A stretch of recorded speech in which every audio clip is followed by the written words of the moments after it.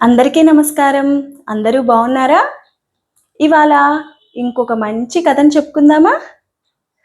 అనగనగా ఒక పేద రైతు ఉండేవాడు. అతని దగ్గర ఒక ఎకరం పొలం మాత్రమే ఉండేది. ఆ పొలంలో పండించే వాటితోనే అతను జీవితం సాగించేవాడు.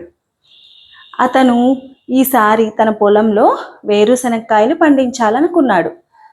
అందుకోసమే వర్షాలు పడకముందే మంచి సీజన్లోనే వేరుశనక్కాయలు తక్కువ ధరలో వచ్చినప్పుడే ఒక బస్తా వేరుశనక్కాయల్ని కొని పెట్టుకున్నాడు. వర్షాకాలం వచ్చాక, వర్షాలు పడ్డాక విత్తనాలు చేసి వాటిని పొలంలో చల్లడానికి ముందుగానే వేరుశనక్కాయల బస్తా కొని పెట్టుకున్నాడు. ఆ రైతు కూతురు పట్నంలో చదువుతూ ఉంటుంది. వేసవి సెలవులు రాగానే తను వాళ్ళ ఇంటికి వస్తుంది. తనకి వేరుశనక్కాయలతో చేసే వంటకాలంటే చాలా ఇష్టం.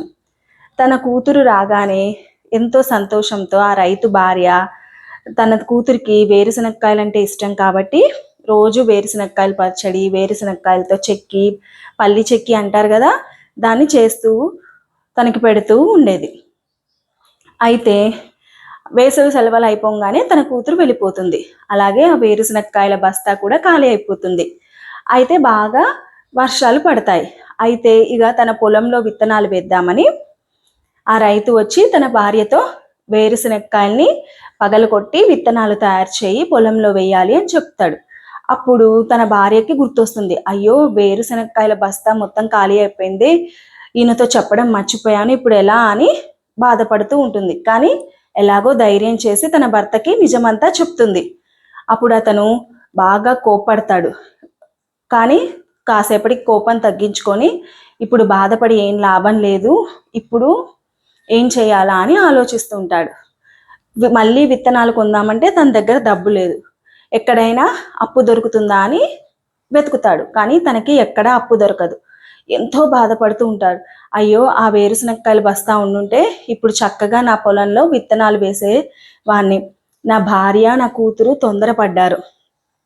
వేరుశనక్కాయల మీద ఇష్టంతో నా కూతురు అడగడంతో నా భార్య అవన్నీ వాడేసింది. అదే కొంచెం వేచి చూసి ఉంటే ఆ విత్తనాలతో చక్కగా ఈ సంవత్సరం అంతా మేము ఎంతో సంతోషంగా ఉండేది. ఒక ఎకరం పొలంలో ఆ విత్తనాలు నాటుంటే ఈసారి వర్షాలకి కనీసం 25 బస్తాలు నాకు దిగుబడి వచ్చేది. 2-3 బస్తాలు ఇంట్లో వాడుకున్నా మిగతావన్నీతో నేను ఎంతో లాభపడి ఉండేవాడిని. వీళ్ళు వేచి చూడకుండా తొందరపడడం వల్ల ఈ సంవత్సరం అంతా మాకు నష్టమే అని బాధపడుతూ ఉంటాడు. ఈ ఒక్క రైతే కాదు, ప్రతి ఇంట్లోనూ ఈ సమస్య ఉంటుంది. వేచి చూడలేక ముందే తొందరపడి ఇలాంటి పనులు చేస్తూ ఉంటారు. ఎంత చెట్టుకి అంతే గాలి అన్నట్టు ఈ రోజుల్లో ఎంత సంపాదించినా అంతే ఖర్చులు అవుతూ ఉన్నాయి. వేచి చూడలేని వాళ్ళకి 1000 వేతనాలు, వేచి చూడగలిగే వాళ్ళకి 1,00,000 లాభాలు.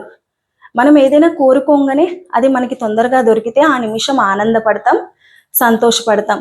కానీ మరుసటి రోజు దాన్ని మర్చిపోతాం. అదే మనకు కావాల్సింది దానికోసం వేచి చూడడంలో, ఎదురు చూడడంలో ఉండే ఆనందము, తృప్తి ఇంకో రకంగా ఉంటుంది.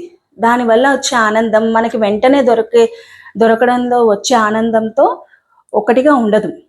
వేచి చూడడంలో ఉండే ఆనందము, ఎదురు చూడడంలో ఉండే ఆనందము మనకి మనశ్శాంతిని, తృప్తిని, సంతృప్తిని ఇస్తాయి.